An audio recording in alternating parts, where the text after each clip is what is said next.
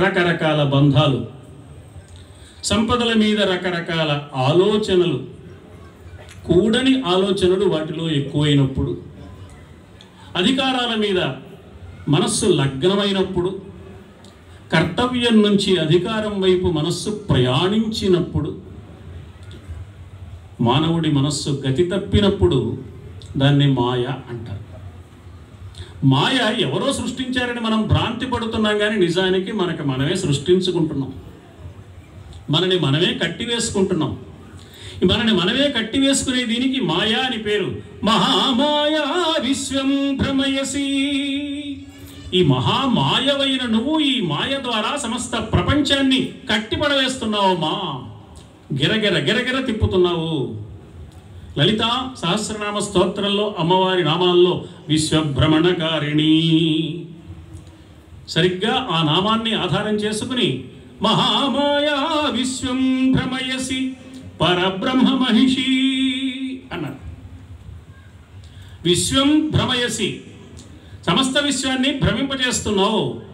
ఈ విశ్వం గోళాకారంగా ఉంది, భూగోళం, అది గిరగిరా తిరుగుతోంది, తన చుట్టూ తాను తిరుగుతూ సూర్యుడి చుట్టూ తిరుగుతోంది. ఆ భూమి మీద మనం ఉన్నాం కదా, అందుకని మనం కూడా తిరుగుతూ ఉంటాం. ఎక్కడికి తిరిగినా పర్వాలేదు, ఢిల్లీ వెళ్ళొచ్చు, కలకత్తా వెళ్ళొచ్చు, అమెరికా వెళ్ళొచ్చు, ఎక్కడికైనా తిరిగితే పర్వాలేదు. మనస్సు తిరుగుతూ ఉంటుంది, మతి భ్రమణం కలుగుతోంది. మనిషి తిరగవచ్చు, మనిషి కదలకుండా ఉండకూడదు, మనస్సు కదలకుండా ఉండాలి. దీన్నే భక్తుడి యొక్క లక్షణంగా చెప్పారు, అనికేతః స్థిరమతి. నేను ఎక్కడికి వెళ్ళండి, ఎప్పుడు ఇక్కడే ఉంటాను, మంచిదే. మనస్సు దాని ఇష్టం, ఎక్కడికైనా వెళ్తుంది. నీవు ఎక్కడైనా ఉండు, మనస్సు మాత్రం ధర్మం మీద, దైవం మీద ఉంటే అది భద్రత, అది ధర్మం, అది కర్తవ్యం, అది జాతికి సంక్షేమం, నీకు భద్రతను కలిగించే అంశం. అందుకని ఈ మహామాయ ఏం చేస్తుంది అంటే చాలా తెలివైన వాడిని అనుకున్న వాడిని కూడా మోసగిస్తుంది. దేవకి వసుదేవులను రథంలో కూర్చోబెట్టుకుని తానే రథం నడిపి ఇప్పుడే వివాహం చేసి చాలా ప్రేమగా ఇష్టంగా చూసుకున్న కంసుడు తీసుకువెళ్తున్నాడు. కొంత దూరం వెళ్ళేటప్పటికి రూపం కనిపించకుండా శబ్దం వినిపించింది. దాన్ని ఆకాశవాణి అన్నాం మనం. తుష్టయగు భగిని మెచ్చగ ఇష్టుడవై రథము గడపెదు ఎరుగవు మీదన్ శిష్టయగు ఈతలోదరి అష్టమ గర్భంబు నిన్ను హరించుజుమీ. ఓరి వెర్రి కంసుడా, చెల్లెల్ని బావగారిని ఉత్సాహంగా తీసుకువెళ్తున్నావు, బాగానే ఉంది, కానీ ఈమెకు పుట్టబోయే 8వ సంతానం నీకు ప్రాణం తీసేవాడుగా ఉంటాడు సుమా. ఈ మాట వినగానే కంసుడు క్షణకాలంలో రథం మించి కిందికి దూకాడు, వరలో నుంచి కత్తి పైకి తీశాడు, మరో చేత్తో చెల్లెల్ని కిందికి లాగాడు. నేను చెప్పడం ఆలస్యమైంది, ఇంతకంటే వేగంగా చేశాడు. అతను కత్తి పైకెత్తాడు చంపేస్తానని. అంతకంటే వేగంగా వసుదేవుడు పరిస్థితి అర్థం చేసుకున్నాడు. ఆయన కూడా దూకాడు, పైకెత్తి పట్టుకున్న కత్తితో ఉన్న చేతిని పట్టుకున్నాడు. ఆగు బావా అన్నాడు. ఏమి అన్నాడు?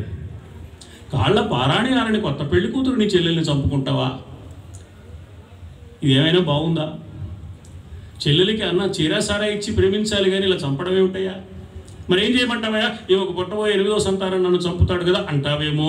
ఇంకా ఆయన అల్లా వసుదేవుడు ముందే అన్నాడు, మా ఇద్దరిని నీ అధీనంలో పెట్టుకో, పుట్టినవాడిని పుట్టినట్టు నీకు అప్పగిస్తాం, ఏమైనా చేసుకో, 4 గోడల మధ్య ప్రశాంతంగా జరిగిపోతుంది. నడివీధిలో చెల్లెల్ని చంపుకున్నాడనే అపకీర్తి దేశాన్ని పరిపాలించే నీకు మంచిదా? ఆలోచించు. కంసుడు పిరికివాడు, దుర్మార్గుడు అనదా? తనకి ప్రాణభయమని పిరికితనంతో ఈ పని చేశాడు, అఘాయిత్యం చేశాడు. దుర్మార్గుడు, పిరికివాడని, దుర్మార్గుడని నింద మోస్తావా? 4 గోడల మధ్య గుట్టు చప్పుడుగా అయిపోయే పని ఇక్కడ చేస్తావు ఎందుకయ్యా? పుట్టినవాడిని పుట్టినట్టు నీకు అప్పగిస్తాం అన్నాడు. చూడండి ఎంత ఆశ్చర్యకరమైన మాట. కంసుడికి చేతిలోని కత్తి జారిపోయింది. చేతిలోని కత్తి జారిపోవడం మాత్రమే కాదు, మనస్సులోని ఆలోచన కూడా జారిపోయింది. వసుదేవుడన్న మాట తనకు చాలా అనుకూలంగా ఉంది అనుకున్నాడు కంసుడు.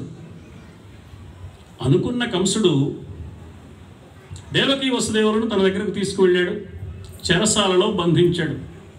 ఇంతవరకు బాగానే ఉంది, కానీ ఇద్దరిని చెరొక చెరసాలలో పెట్టేసి ఉంటే ఈవేళ ప్రభుత్వం వాళ్ళు గొడవ పెడుతున్నదేదో దానంతరం అదే జరిగిపోయి అసలు ప్రథమ సంతానానికే అవకాశం ఉండేది కాదు కదా. ఈ ఆలోచన కంసుడికి ఎందుకు రాలేదు? మా మిత్రుడు సహస్రావధాని గారు అవధానం చేస్తుంటే వెర్రి ప్రశ్నలు వేసే